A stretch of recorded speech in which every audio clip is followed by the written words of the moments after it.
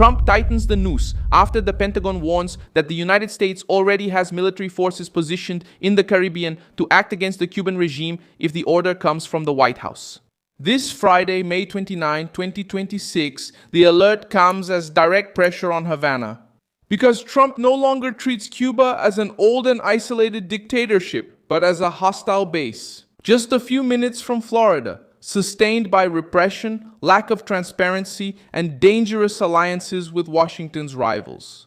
The siege involves ships, aircraft, marines, economic pressure, criminal charges against Raul Castro, and Marco Rubio's tough speech against Cuban communism.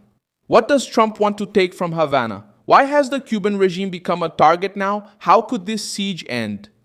I'm going to tell you all about that. If you like this kind of straightforward and no-nonsense content, consider subscribing, because here we have videos like this every day. The main activity is happening in the Caribbean, near the American coast, where the United States Navy has assets capable of pressuring Cuba by sea and by air. The Pentagon doesn't need to announce an invasion to scare Havana. The mere presence of ships, patrol aircraft, amphibious groups, and nearby bases already changes the regime's calculations. Cuba knows it's too close to Florida to treat Washington as a distant enemy. The core of the pressure began when Trump declared a national emergency against the Cuban government. The White House began accusing Havana of threatening the security of the United States, maintaining relations with enemy regimes, and serving as a base for foreign intelligence in the hemisphere. In practice, this measure allowed for increased sanctions and targeted the island's weakest point: fuel.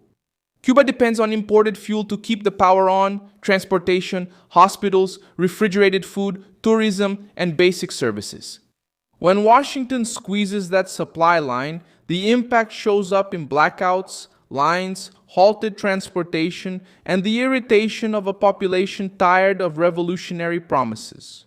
The regime tries to blame the United States, but the uncomfortable truth is that the dictatorship created a nation without autonomy, without prosperity, and without an easy way out. Marco Rubio joined this offensive workshop among the first leaders of the Cuban government. He knows that Cuba is not just an island in crisis.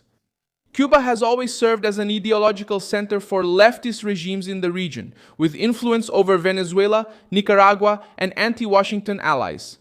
That's why Trump's pressure isn't aimed only at Miguel Díaz-Canel. It targets the communist structure that survived for decades by selling resistance while the people sank into scarcity. The accusation against Raul Castro opened a new field of attack.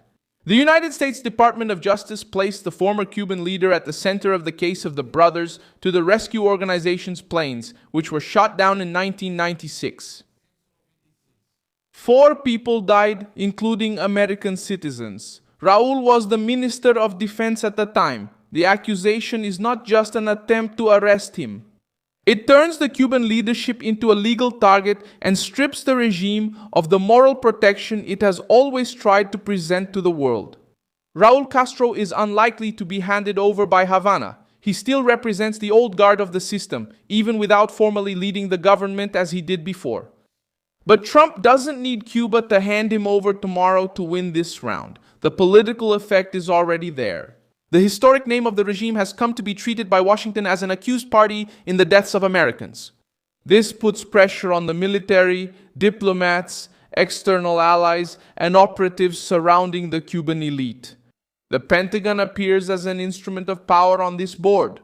The warning that there are assets ready in the Caribbean gives Trump several options without tying the White House to a single decision.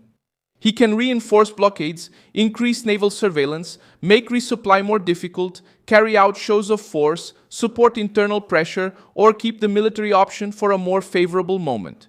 This ambiguity leaves Havana not knowing where the next blow will come from.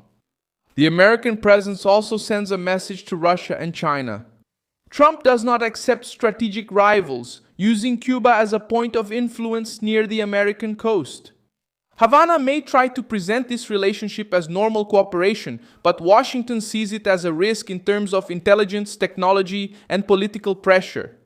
For Trump, the Caribbean cannot become a backyard for adversaries while the White House remains silent. Cuba responded with public fear. Authorities of the regime started talking about the threat of military aggression and tried to turn American pressure into a narrative of sovereignty. But this discourse loses strength when the population faces blackouts, weak salaries, empty stores, and repression against those who complain.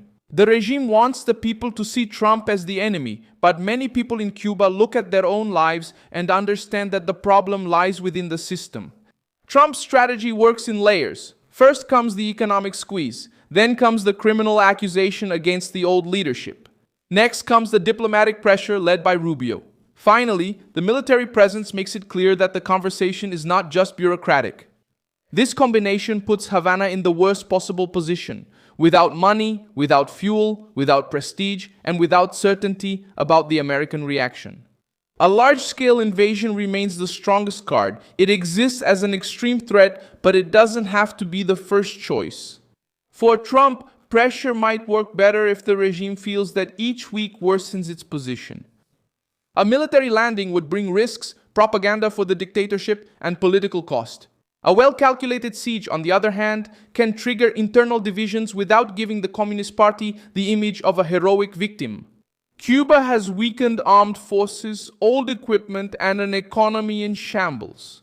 In a conventional war, the island would have no way to face American power. The challenge for Washington would be to prevent the regime from turning a quick collapse into prolonged resistance within the cities. That's why the White House works with pressure, time, and fear, not just military force.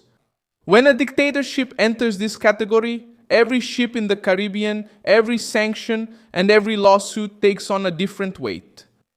The fall of Maduro also weighs behind the scenes. Havana followed the American operation against Caracas and knows it has lost an important part of its regional protection. For years, Venezuela served as a source of energy, money, and political support for Cuba. With this axis weakened, the Cuban regime has become more exposed. Trump is now taking advantage of this weakness to squeeze the island at a time when it has less room to react. The White House can keep all these options open while watching to see if the regime cracks from within. Havana is trying to buy time, but now time is working against the regime. Each payment angers the population, each sanction drives partners away, each statement by Rubio increases the pressure. Every move by the Pentagon reminds that the United States is close. Trump has put Cuba in a position the dictatorship doesn't like. Reacting could make things worse. Backing down could weaken them. Ignoring it could accelerate the isolation. Tightening the siege doesn't depend on a single military order.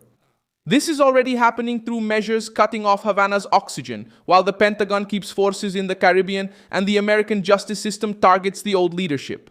I'm Milson Alves, global internationalist, and my purpose is to keep you truthfully informed every day. The news links are in the video description. Leave a like on this video, subscribe to the channel, and at the end, check out the comments so you can be even more engaged with the Milson Alves global community.